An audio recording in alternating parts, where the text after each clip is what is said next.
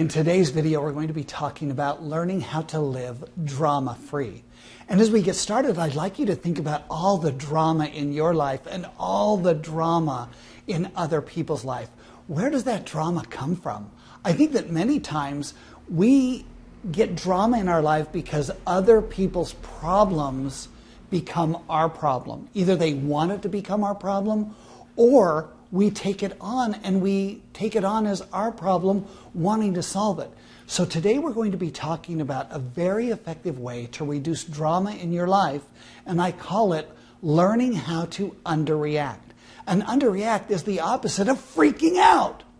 Do you know anyone that freaks out? Or maybe, do you freak out? There's some interesting consequences to freaking out. The one thing that happens is that people that freak out are typically not told the truth.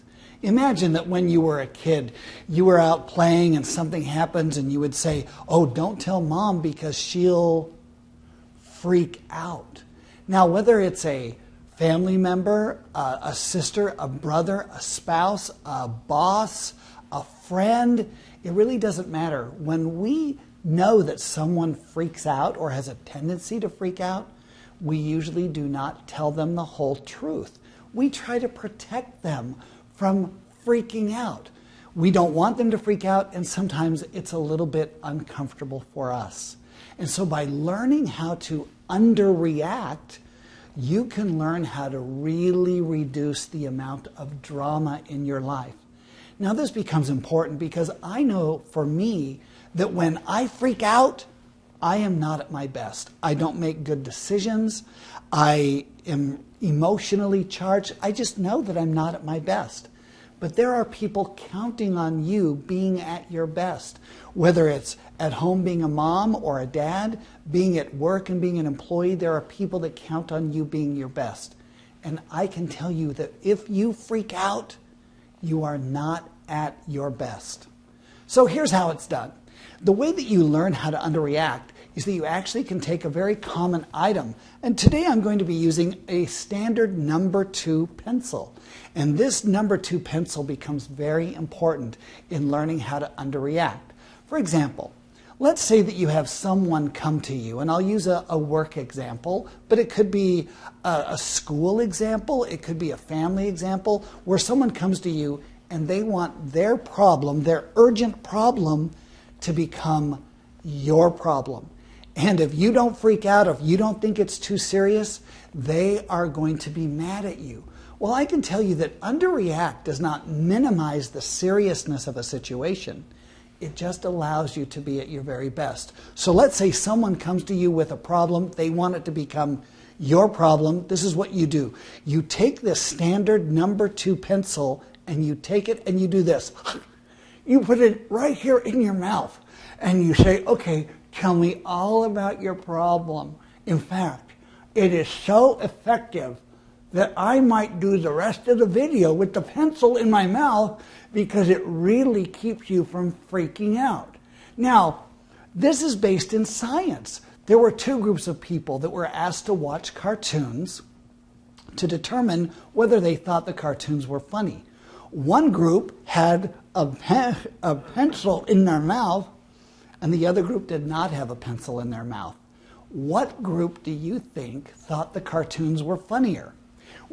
With a pencil or without? Well, if you chose with a pencil, you're absolutely right. And the reason is because when you have a pencil in your mouth, it approximates a smile. What do you think? Am I smiling? I am smiling when I have a pencil in my mouth, and when you're smiling, it's very difficult to freak out. And so using this pencil as a way to learn how to underreact becomes very effective. In fact, let me tell you how this can work. Not that long ago, it was a Friday night. It was 11:30 p.m. and I know exactly where I was. I was in my bedroom getting ready to go to bed. I was putting on my pajamas and the phone rang. My wife went to answer it, and she comes running in. She says, oh, you need to take this call. I'm like, I'm getting ready for bed. I need my beauty sleep. It's the only time my hair grows. She says, no, it's our son Taylor, our 25-year-old son Taylor. He's broken down on the freeway. 20 miles away, and you have to go get him. And I could just feel myself freaking out, thinking, oh my gosh, it's 11:30 at night. I don't have a truck. I don't have a tow rope. I'm going to have to borrow a truck. I'm going to have to buy a tow rope. And that means, well, let's see. That's 11:30, 12:30. I won't be able to get to him until maybe 1 o'clock. And then I have to drive him back. Oh my gosh, I'm not going to get to bed until 2 in the morning. That's not right. That's not fair. And yet, I teach this so I should be able to not freak out. And this is exactly what I did. I looked for a pencil, not finding a pencil. This is what I said. I said, I choose to underreact. And I took a step back and I took a breath, and something miraculous happened in that moment.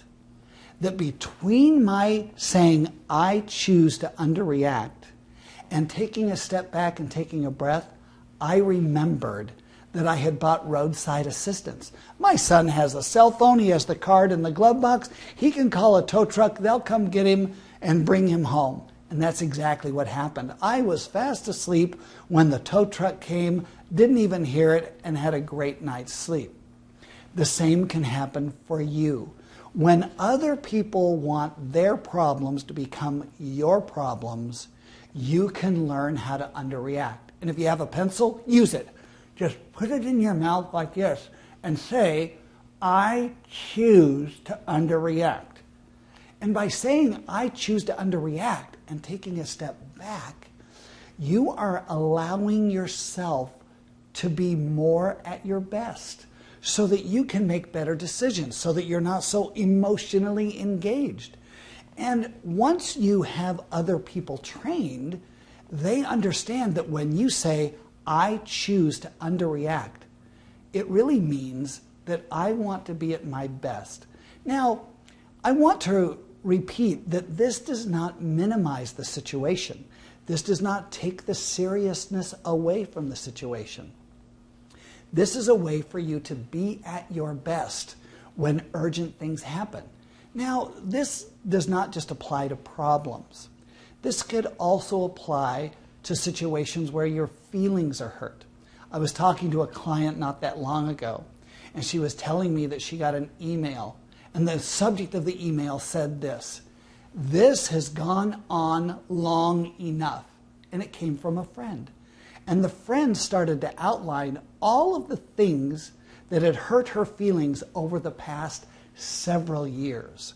Now we all get emails like this. It may not be rude, disrespectful, or offensive, but it might just be someone being mean to us and calling us out or saying that we've hurt their feelings over these many years. Our tendency is to jump in and defend ourselves and get angry and get mad.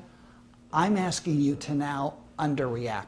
Find that pencil, put it in your mouth, and say, I choose to underreact. And when you choose to underreact, what it's going to mean is that you're going to take a step back and you're not going to respond to that email immediately, or you're going to respond to it and not send it.